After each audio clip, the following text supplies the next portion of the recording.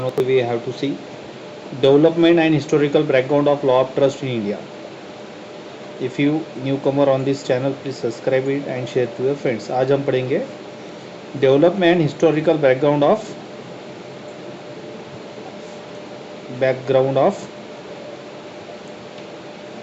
Law of trust in India. तो भारत में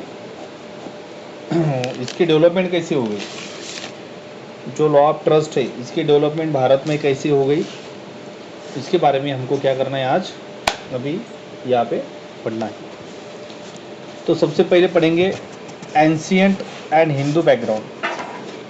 the concept of the trust existed in the ancient India in the form of the religious and the charitable endowments. Under the Hindu law, property was often dedicated for the temple's education and public welfare. The idea of the dharma encouraged people to create the arrangement similar to the trust for the charitable purposes. Though not formally called trust, these arrangements had similar features like the beneficiary and trust roles. तो देखो, इसका जो concept है law of trust का, ये exist हुआ प्राचीन काल में, मतलब एंशियंट इंडिया, भारत के प्राचीन काल से इसका क्या होगा, कंसेप्ट आया है। ठीक है, लॉ ऑफ ट्रस्ट क्या अभी आज के कल का नहीं है, ये हजारों साल से भारत में आया हुआ कंसेप्ट है। अब उसके जो फॉर्म थे वो अलग अलग थे। कौन से फॉर्म में था? In the religious and charitable trust. देखो, भारत जो ऐसा देश है जहाँ पे अलग अलग प्रकार के लोग रहते हैं, मतलब अलग अलग धर्म के लोग रहते हैं, बराबर है। तो उन धर्मों में क्या होता है, फिर अलग अलग प्रकार की रीति रिवाज रहते हैं। उन धर्मों में क्या रहता है, अलग प्रकार के चैरिटेबल एंडोमेंट्स रहते हैं। चैरिटेबल एंडोमेंट्स मतलब उनके जो कार्य पद्धति है ना, चैरिटेबल से रिलेटेड, मतलब धर्मदान से रिलेटेड अलग प्रकार के कैटेगरी और उनके अलग अलग प्रकार के क्या है, नियम रूल्स है। जैसे कि आपको मालूम है, मस्जिदों में जो पैसा रहता है वो मस्जिद के फाउंडेशन के लिए बनाया जाता है। मंदिरों में जो आया हुआ जो देनगी रहती है या जो डोनेशन रहता है वो मंदिर को बांधने के लिए। वैसे ही इसका है, चर्च का है, वैसे ही गुरुद्वारे का है ना। तो अलग अलग प्रकार के धर्म के अलग अलग प्रकार के चैरिटेबल एंडोमेंट्स अलग अलग है। Under the Hindu law, property was often dedicated for the temples education public welfare. Hindu law में क्या है, प्राचीन काल से एक नियम आ चुका है। क्या नियम बन चुका है कि property was often dedicated for, जो प्रॉपर्टी रहती है, बराबर है, वो प्रॉपर्टी क्या की जाती है, डेडिकेट किए जाते हैं, मतलब उसका योगदान दिया जाता है। किसके लिए योगदान दिया जाता है प्रॉपर्टी का? टेम्पल्स, मंदिर बांधने के लिए, एजुकेशन देने के लिए बच्चों को, और पब्लिक वेलफेयर मतलब लोगों के फायदे के लिए। जैसे आपको मालूम है, प्राचीन काल से मंदिरों की निर्माण किसके लिए हुआ? भक्ति के लिए। अब मंदिर बना तो वहाँ पे क्या हुआ, धर्म का शास्त्र आया मतलब एजुकेशन आया। उसके बाद पब्लिक वेलफेयर आया, मतलब लोगों के फायदे के लिए बनाया गया। जैसे आपको मालूम है कि प्राचीन काल से भारत में ये जो है कौन सी पब्लिक वेलफेयर, मतलब सामाजिक वेलफेयर के लिए, सामाजिक जो पब्लिक का जो वेलफेयर है, मतलब पब्लिक का फ़ायदे के लिए बनाए गए ये जो टेम्पल्स रहते हैं। अब आपको मालूम है, शेवगांव का जो टेम्पल है वो पब्लिक वेलफेयर के लिए, मतलब लोगों के फ़ायदे के लिए। लोगों को वहाँ पे शिक्षा मिलती है, खाना मिलता है ना, उसके साथ रहने की जगह है ना। कोई भी व्यक्ति अगर आया तो वहाँ पे क्या होता है, लोगों का उसमें फ़ायदा होता है, पब्लिक वेलफेयर है, बराबर है। एजुकेशन भी मिलता है। बहुत से शेगांव की जो संस्था है उसकी ये है, कॉलेजेस है, दवाखाने हैं, इसमें पब्लिक का वेलफेयर है। इसके लिए ये हिंदू लॉ में बनाए गए हैं। उसके बाद में idea of the dharma encourage people to create the arrangement similar to trust for charitable purposes. तो ये जो आइडिया है, मतलब ये जो संकल्पना बनाई गई है धर्म की, कौन सा भी धर्म, हिंदू हो, मुस्लिम हो, क्रिश्चियन हो, कौन सा भी, तो इसमें क्या किया जाता है, encourage people to create the arrangement similar to the trust for the charitable purposes. इसको इसमें जो पीपल है, जो लोग है, उसको उसको इसके लिए अरेंजमेंट क्रिएट किया जाता है कि वो अरेंजमेंट कर सके। किसकी अरेंजमेंट, किसके लिए? Similar to trust for the charitable purposes. जो कुछ भी चैरिटेबल पर्पजेस है, चैरिटेबल पर्पजेस मतलब धर्मदान से रिलेटेड, दान धर्म से रिलेटेड, दान करना हमारा धर्म है। हम कभी किसी को दान करते तो हम उसके ऊपर कोई एहसान नहीं करते, वो हमारा धर्म में बताया गया है, बराबर है, वो हमारा कर्तव्य है।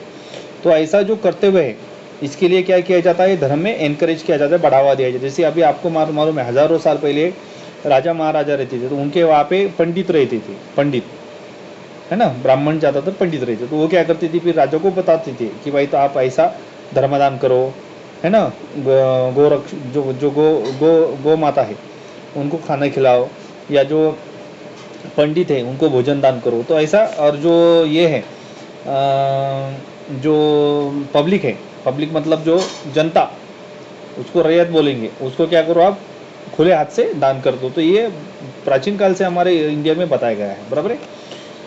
दो not formally called trust, these arrangements add similar features like the beneficiary and trustee। तो इस यहाँ पे कोई दो नॉट फॉर्मली कॉल्ड, तो जिस धर्म में ऐसे बताया गया है, मुस्लिम में भी बताए गए हैं। आप मुस्लिम में देखते होंगे ज़्यादातर जो महाराजे थे वो क्या करते थे, दान करते थे। मतलब उसकी जो ये है, मतलब कोई भी उसके पास आया तो उसको वो अपने हाथ से भरे हुए जौहरात उसके झोले में डालता था, बराबर है। तो एक प्रकार है, क्या है, एक प्रकार का ट्रस्ट ही है किसी भी धर्म में। जैसे आप गुरुद्वारा जाते हो, गुरुद्वारा में क्या होता है, वहाँ पे लंगर चलता है, तो लंगर में क्या होता है, कोई भी गरीब हो श्रीमंत हो सभी को खाना मिलता है, बराबर है। तो ये एक प्रकार का क्या है, ट्रस्टी है, बराबर है। और इसमें क्या रहते हैं, बेनिफिशियरी एंड ट्रस्टी रोल्स। तो यहाँ पे जो बेनिफिशियरी मतलब जो लाभार्थी जो उसका लाभ उठाते हैं ये भी उसमें रहते हैं, एंड ट्रस्टी रोल्स, और उसमें ट्रस्टी की भी क्या रहती है, भूमिका महत्वपूर्ण रहती है, बराबर है। जैसे अभी फॉर एग्जाम्पल पढ़ेंगे अभी, Muslim law influence, in Muslim law institute similar to the trust is called Waqf.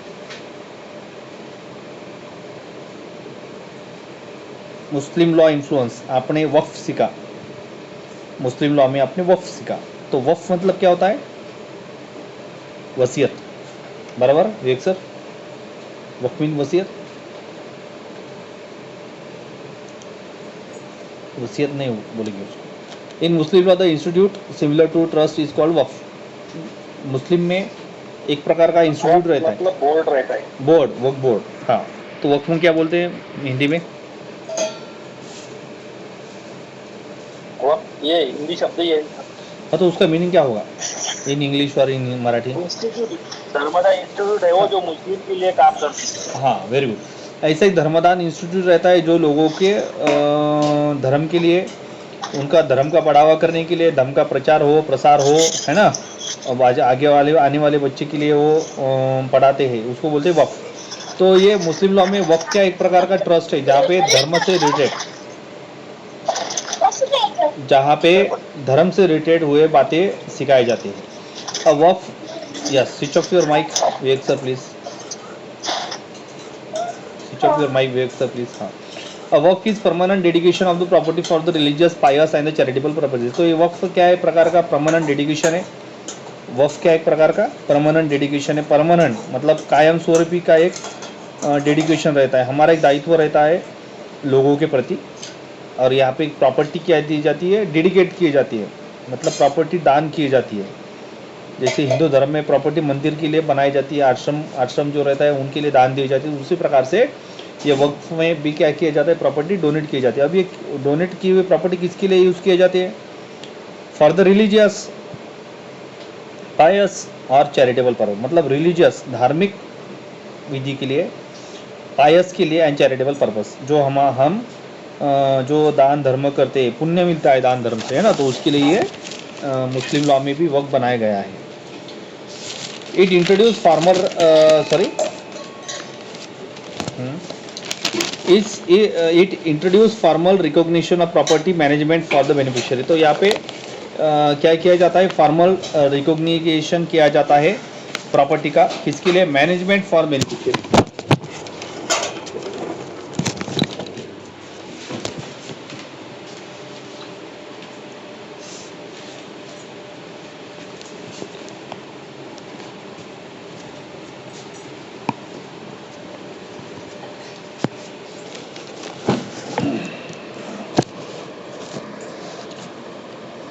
Yes, WAF is permanent dedication of property for religious, pious and charitable purpose. It introduce formal recognition of property management for the beneficiary. तो ये जो property है manage की जाती है, किसके लिए property manage की जाती है? फॉर द नाही ते मोठं घे बरं पत्राचं मोठं माहिती का? हाँ, ये मोबाइल है ना सर, हर बार गिरते रहता है, इसके लिए मैं बड़ा स्टैंड अरे ते बंद पडा ना त्याची 2 बार गिरा वो फोन. 1 मिनट. एवढा पाडायला लागला त्याला.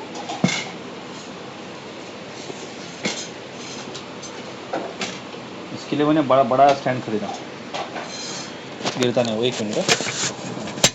ते कसं घेऊ नको त्यालाच घेतलं. पड़त नहीं आ रहा. तो देखो यस, जमलं का?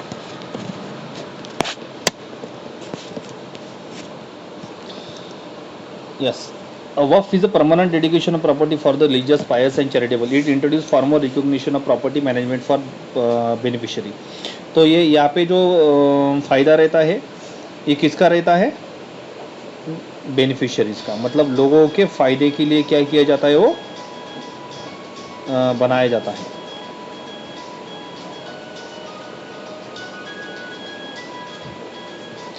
ठीक है, तो ये क्या हो गया? मुस्लिम. अब हम पढ़ेंगे English law influence.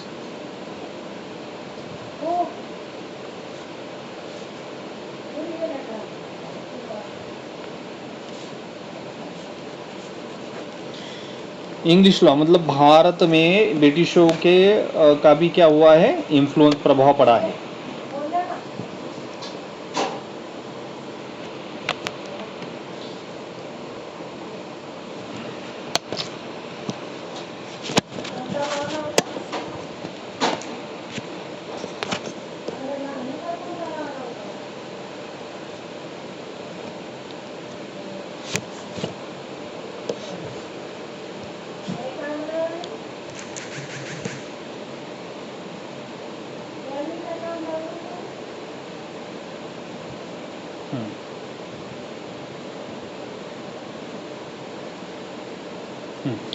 During the British rule, Indian trust law was largely influenced by English equity principle. The concept of trust developed in England through the court of the Chancery, which enforce obligation based on the equity, justice and good consequence. तो भारत में ये जो law है, ठीक है, इसका प्रभाव पड़ा है. मतलब भारत में जो इंडियन ट्रस्ट का जो टॉपिक है, इसमें ब्रिटिशों के इसका लॉ का भी क्या पड़ा है? उसके ऊपर प्रभाव पड़ा है, इंग्लिश इक्वलिटी प्रिंसिपल का. अब ये जो कंसेप्ट है ट्रस्ट का, ये कहाँ से हुआ? इंग्लैंड से डेवलप हुआ. मतलब सबसे पहले in England the concept of trust has to B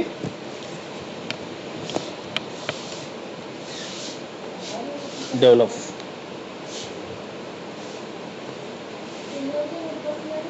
has to be develop मतलब भारत में जो इंग्लैंड है, तो इंग्लैंड में क्या हुआ? ये लॉ ऑफ ट्रस्ट का कंसेप्ट इमर्ज हुआ. अब कैसे वो इमर्ज हुआ? इंग्लैंड में court of the chancery which enforce obligation based on equity, justice and good constitution. तो इंग्लैंड में कोर्ट ऑफ चैंसेरी नाम का एक ये था, मतलब एक सिस्टम थी, ये कोर्ट था जहाँ पे equity, justice and good consequence, जहाँ पे समानता, न्याय और गुड कॉन्सियंस, इसके ऊपर काम किया जाता था और लोगों को क्या किया जाता था? न्याय, समानता और गुड कॉन्सिक्वेंस, उससे अच्छे इससे मतलब बिहेवियर से उसको अच्छा न्याय दिया जाता था. British courts in India began applying this principle in cases involving property and fiduciary relationship. आपको मालूम है कि भारत में जो कोर्ट है वो कहाँ पे स्थापन हुआ? सबसे पहले बताओ विवेक सर. मद्रास, कोलकाता, बॉम्बे और चेन्नई. चेन्नई. हाँ, 4 जगह पे क्या हो गया? कोर्ट स्थापन हुआ.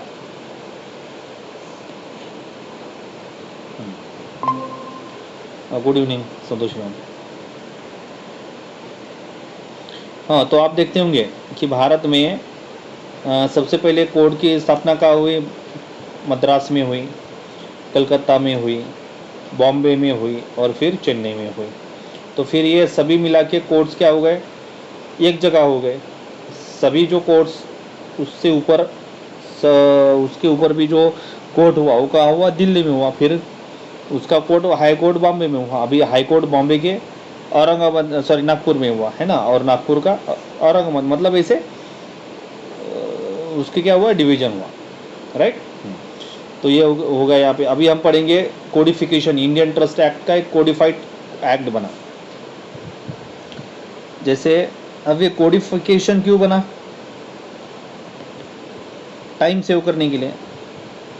अब जो अपराध होता है वो अपराध क्या है? कोड में है। जैसे अभी मर्डर हो गया तो मर्डर क्या हो गया? 302 फॉर एग्जांपल, है ना, आईपीसी के तहत। तो ये टाइम बचाने के लिए, अपना काम जल्दी होने के लिए ये कोडिफाइड एक्ट बना। इंडियन ट्रस्ट एक्ट 1822 में कोडिफाइड बना। To bring uniformity the British government enacted the Indian trust act. Bharat में 1882 में ये एक एक्ट बना, इंडियन ट्रस्ट एक्ट। और ये इंडियन ट्रस्ट एक्ट के तहत भारत में हर जगह ट्रस्ट स्थापन होने लगे। Okay, it came into force on the 1 मार्च 1882। भारत में सबसे पहले ये लागू हुआ। मतलब ये इंडियन ट्रस्ट एक्ट कब हुआ? 1 मार्च 1882। 1882 में ये भारत में सबसे पहले क्या हुआ? लागू हुआ, कम इनटू फोर्स, लागू हुआ। The act mainly deals with the private trust and defines. तो ये एक्ट किससे डील्स हुआ? एक्ट में सबसे पहले किसका उल्लेख किया था? With private trust and defines. सबसे पहले प्राइवेट ट्रस्ट, मतलब पब्लिक ट्रस्ट का कंसेप्ट ही नहीं था। सबसे पहले क्या था? Private trust. अब ये प्राइवेट ट्रस्ट, इसके अंदर क्या क्या थे? इसके अंदर प्राइवेट ट्रस्ट के अंदर ट्रस्ट है, ट्रस्टी है और बेनिफिशियरीज है। बेनिफिशियरी मतलब लाभार्थी, ट्रस्टी मतलब जो मैनेज करेगा, और ट्रस्ट जो स्थापन करेगा। और इसके rights and duties of trustees and beneficiaries. तो ट्रस्टी के एंड बेनिफिशियरी के,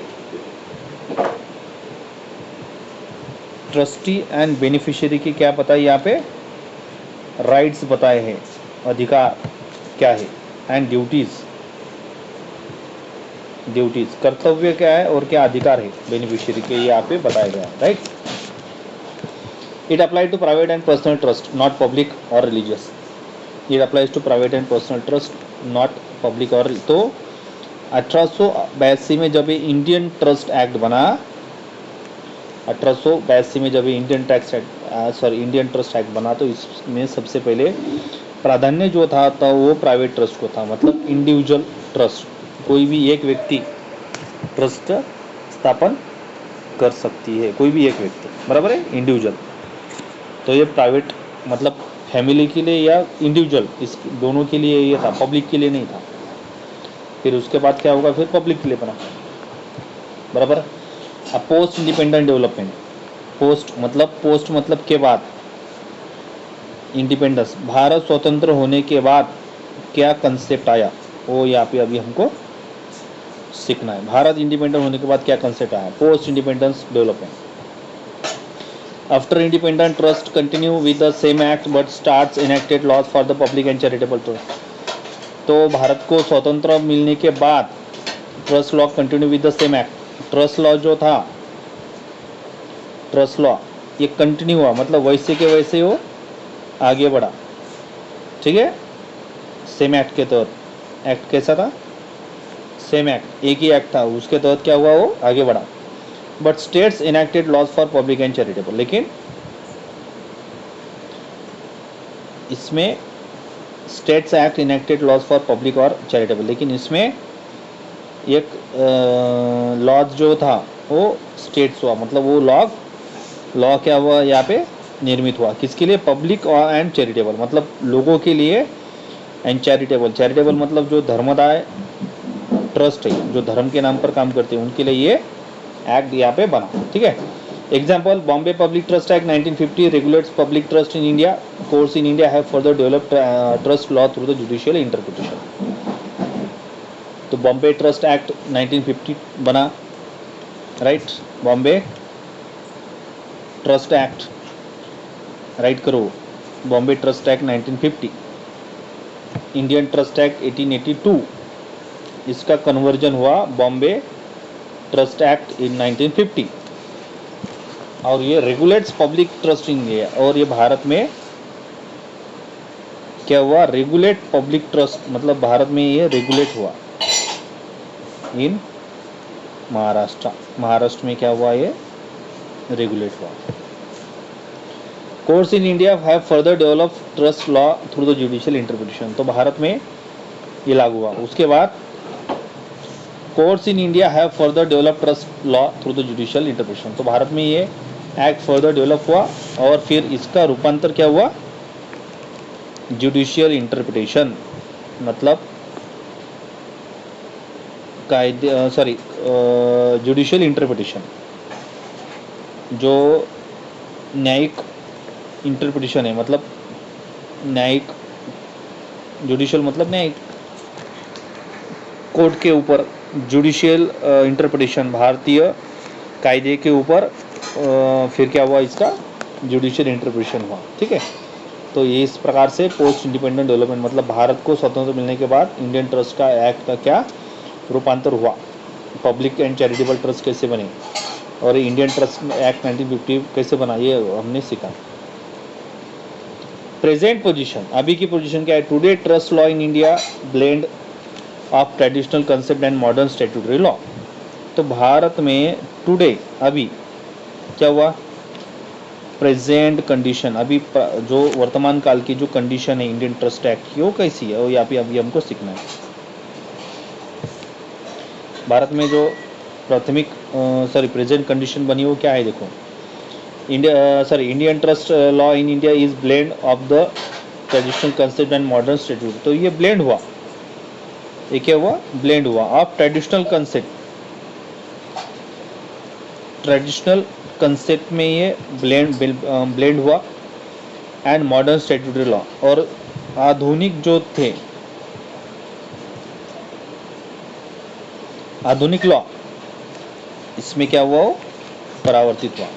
मतलब पुराने जो ओल्ड लॉ थे वो निकाल दिए गए, और blend of the traditional concept, अभी जो ट्रेडिशनल कंसेप्ट है धार्मिक के सांस्कृतिक तरह के ऊपर जो कंसेप्ट है, एंड आधुनिक statutory law, modern statutory law, इस प्रकार से वो कन्वर्ट हुआ, ठीक है, अभी के पोजीशन में। इट गवर्न्स, ये क्या गवर्न करता है, ये क्या गवर्न करता है, प्राइवेट ट्रस्ट, इंडियन ट्रस्ट, मतलब दोनों प्रकार के ट्रस्ट, ये आज के कंडीशन में, ठीक है, आज की कंडीशन में क्या होता है, ये लागू होता है। Private trust, Indian trust act 1882, Indian trust act 1882, and second is public trust, second is public trust, और ये क्या है, स्टेट लॉ एक प्रकार का, क्या है, स्टेट लॉ। तो अभी आज के ज़माने में private trust and public trust दोनों भी ट्रस्ट लागू होते हैं। Private trust Indian trust act में लागू होगा और पब्लिक ट्रस्ट स्टेट लॉ में, ठीक है। Trust play an important role in the charity, तो ट्रस्ट रोल किस में प्ले करता है, चैरिटी में, state planning and property management. मतलब आपको अगर कोई चैरिटी स्थापन करनी है, कोई धर्मदायी संस्था अगर स्थापन करनी है वहाँ पे, and state planning and property Indian management, और आपको प्रॉपर्टी मैनेज भी कर सकते हैं, राइट। कंक्लूजन क्या सीखा हमने, the law of the trust India has developed from the ancient religious practices and Muslim law concept. तो आज का जो इंडियन ट्रस्ट का जो कंसेप्ट है वो बहुत प्राचीन काल से, मतलब हजारों साल से है, मुस्लिम जो शासक है उससे वो लागू होता है। was shaped by the English equitable principle and finally codified through the legislation. It continues to evolve through the judicial decision and the state law, forming an essential part of law Indian legal system. तो अभी के time में क्या होता है, ancient religious practices से और मुस्लिम law concept से ये क्या हुआ, डेवलप हुआ, और ये आज के ज़माने में इसको शेप दिया गया, मतलब इसको आकार दिया गया है इंग्लिश इक्विटेबल प्रिंसिपल से। इंग्लिश इक्विटेबल प्रिंसिपल मतलब सब समान है, ऐसे इस प्रिंसिपल पे ये इसको आकार दिया गया है। And finally codified through the legislation, और इसको फाइनली कोडिफाइड किया गया है किससे? लेजिस्लेशन से। It continues to evolve through the judicial decision and state laws, forming an essential part of the legal system। और ये judicial decision and state law से ये बनाया गया है, ठीक है। और ये एक प्रकार का क्या है, इसेंशियल पार्ट है भारतीय लीगल सिस्टम का। तो इस प्रकार से ये कंसेप्ट यहाँ पे क्लियर हो गया। Development historical background of law of trust in India. अगर आपको वीडियो अच्छा लगे तो शेयर करिए और चैनल को सब्सक्राइब करिए और प्रेस करिए बेल आइकॉन को। In this way Jagdish Manotkar से good night and goodbye. Thank you.